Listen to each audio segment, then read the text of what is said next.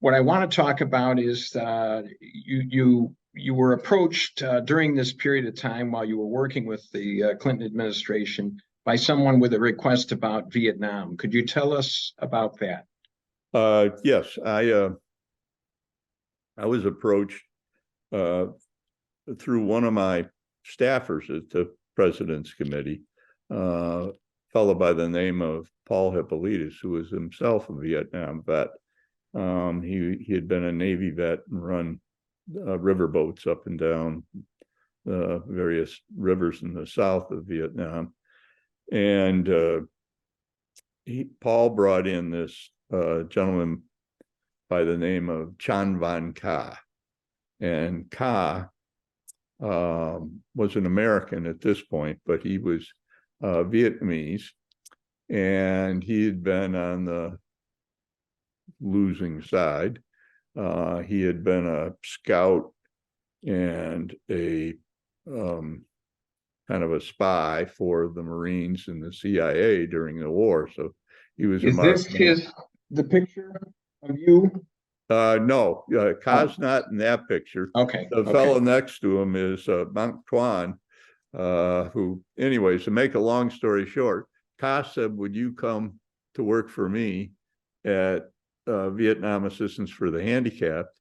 And then at the end of the Clinton, he said that at the end of the Clinton administration, after getting me over to Vietnam, my wife and I over to Vietnam about 8 times to see it and to start a program between the President's Committee on Employment of People with Disabilities and the Vietnamese government.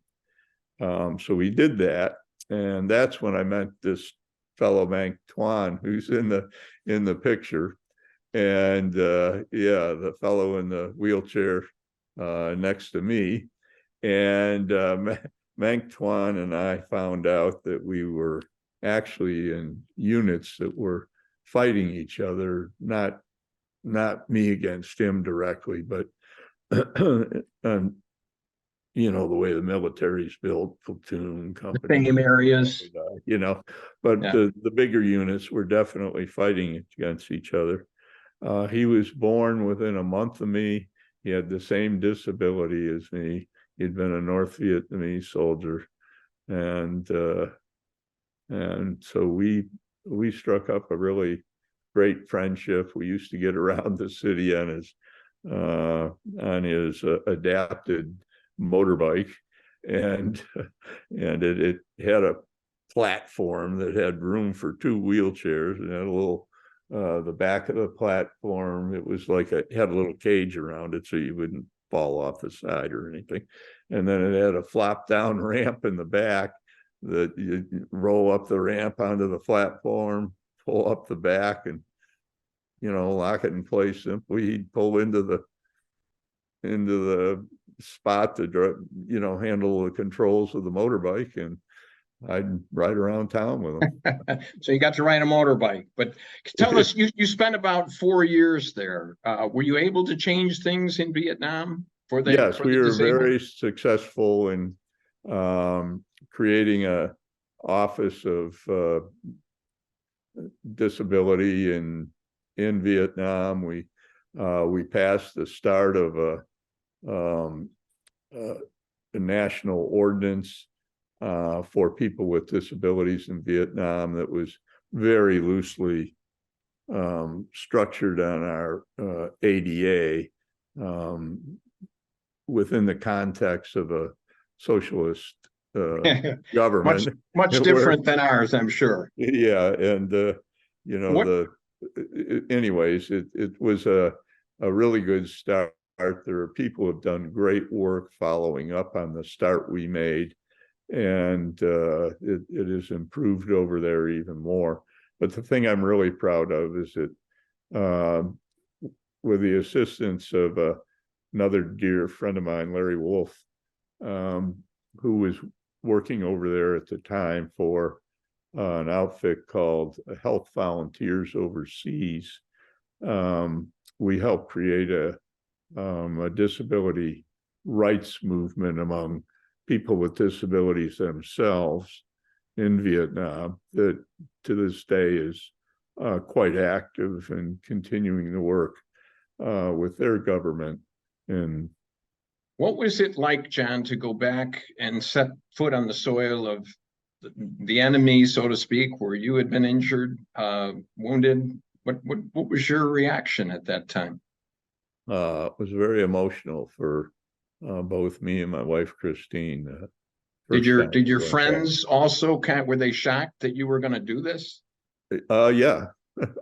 And I'm not sure family liked it. It was a difficult time for my wife, Christine, and I, because she, due to her own businesses that she ran and what she wanted to be doing, it necessitated a lot of living apart on literally opposite sides of the world. So After those 4 years, you returned back and you went to work for the Center for Independent Living, and that was out of government work, but it was kind of a coalition of people that or organizations that kind of try and improve the living conditions, the rights of people with various disabilities. Is that correct? that's correct. And the other thing about centers for independent living around the country is that they're all operated and run by people with disabilities themselves. And they're doing advocacies in their local communities, advancing all the issues we've been talking about the best they can, and doing great work. They're partially funded by the federal government, which is a very good thing. And it is a great network for families and people with disabilities themselves.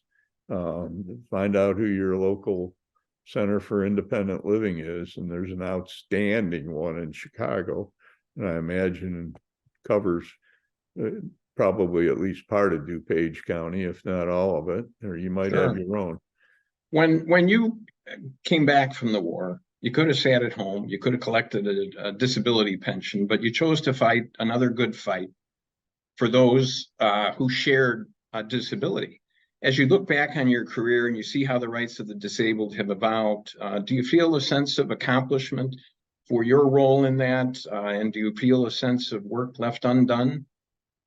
There's a ton of work left undone yet, not just in our country, but particularly around the world. One of the things I really tried to do on the last board I was on, that I rotated off about a year ago now, a little over a year ago now, I guess, and that was President Obama appointed me to the United States Institute of Peace, which is a kind of a quasi-government agency set up like a nonprofit corporation, but dependent on the federal government for funding, but independent of the politics of federal government. It's their job to try and mitigate and prevent violent conflict around the world, and to see what can be done to get people talking in that. Well, I was honored to be appointed to the board of USIP and tried to bring to the board the perspective of people with disabilities, people who have become disabled due to being a combatant, people who have become disabled due to being an innocent victim of what's going on. We got a tremendous example of it right now in Gaza and in Israel and that region of the world, not to mention Ukraine and other places in Africa. And it's, if you don't have, there's so much work to be done. If you don't have that voice of the victims, of the combatants who have been disabled at the negotiating table, when people start saying enough's enough and hopefully trying to negotiate something, it isn't going to hold.